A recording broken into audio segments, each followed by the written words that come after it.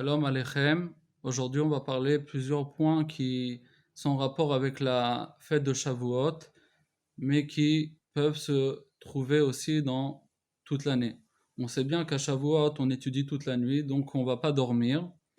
Donc se pose la question, qu'est-ce qu'on va faire le matin? Est-ce qu'on va faire toutes les birkot à Shachar? Alors dans le Siddur de l'Admor Zaken, il est marqué que la bracha de Al-Netilat Yadayim, on ne le dira pas, et ni la bracha d'Elokai Neshama. C'est-à-dire on se lève les mains sans faire la bracha. Befoal, le minhag Chabad, c'est de faire toutes les brachot, Beshem ou Malchut. Alors sur quoi on se base? Alors Al-Netilat Yadayim, on se base sur l'avis qui dit que on se lave les mains pas parce qu'on a dormi ou les mains étaient impures ou parce qu'on a touché des endroits qui n'étaient pas propres du corps. On se base sur l'avis qui dit que le lavage des mains le matin, c'est pour la tfila.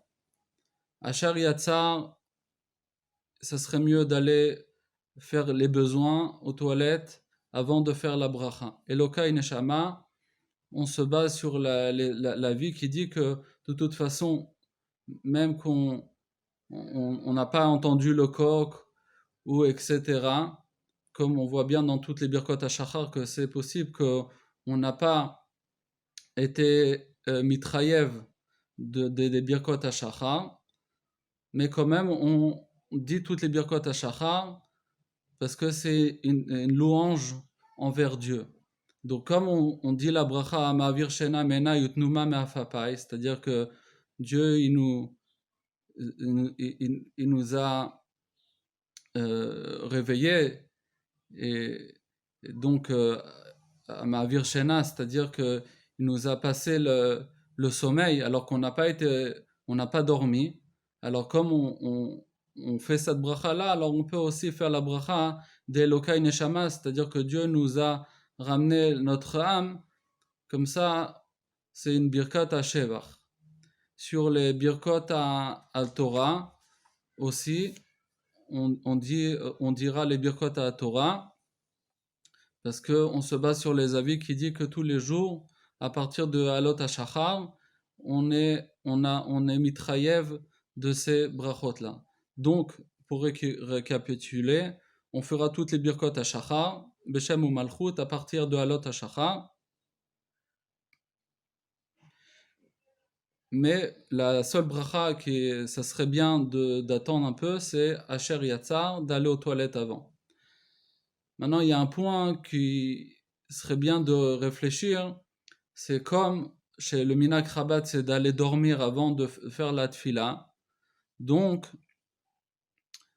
ça serait peut-être mieux d'aller dormir après d'aller au mikvé.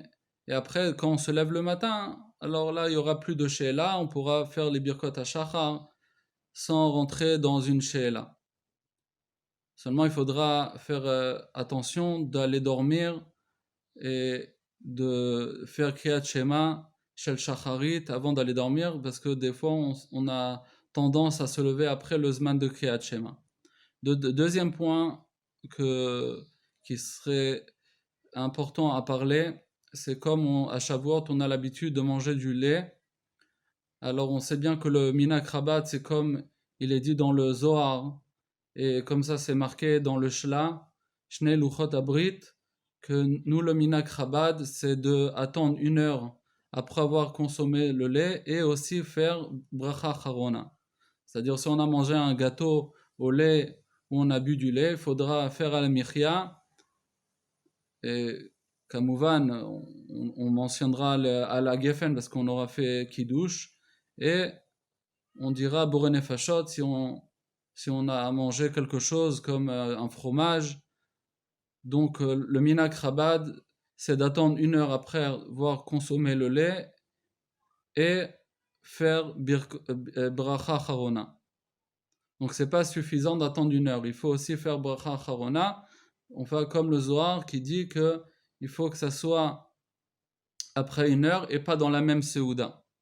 Le troisième point qui est très important, c'est comme on a l'habitude de manger du lait à Shavuot, c'est que nous, chez Chabad, on est très makpid de manger que du lait qui a été surveillé par un juif, donc ça s'appelle Chalav Israël. Aujourd'hui, on a beaucoup tendance à avoir des produits qui sont à base de lait et qui sont écrits Chalav Akum, c'est-à-dire du lait qui n'a pas été surveillé par un juif. Donc, nous, d'après la halacha et même d'après la Minak Chabad, c'est très important de manger que du Chalav et Israël.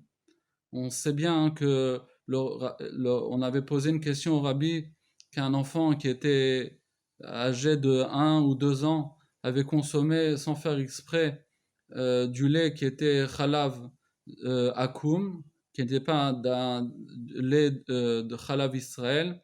Et ils avaient demandé au rabbi quoi faire alors que l'enfant avait mangé vraiment très peu de lait, c'était même pas melolugmav. Et le rabbi avait dit qu'il fallait donner 41 $ à la tzedaka pour faire tchouva sur ce point-là, que c'est très grave de manger du lait qui n'a pas été surveillé par un juif. Il y a une histoire qui est ramenée dans les Ma'amarim du Admour à Rayat, qui dit qu'il y avait un frère, un Talmid Chacham, qui avait, sans faire exprès, mangé du Chalav Akum et qui avait des sfekot, qui avait des doutes dans la Emouna. Et l'Admour Zaken avait dit que c'était à cause qu'il avait consommé du lait qui n'était pas chamour, qui n'était pas Chalav Israël. Donc on voit que c'est très important de consommer que du lait Chalav Israël, pas non seulement à Shavuot, mais toute l'année, et que ce inyan-là, c'est pas que seulement une halacha, c'est aussi, on voit que c'est mamash pogem, ça détruit la emuna, ça détruit notre lien avec Hachem. Donc, c'est le moment de dire à tout le peuple juif une bonne fête de Shavuot et de Chag Matan Torah, de recevoir la Torah besimcha ou bepnimiut. Kol tov.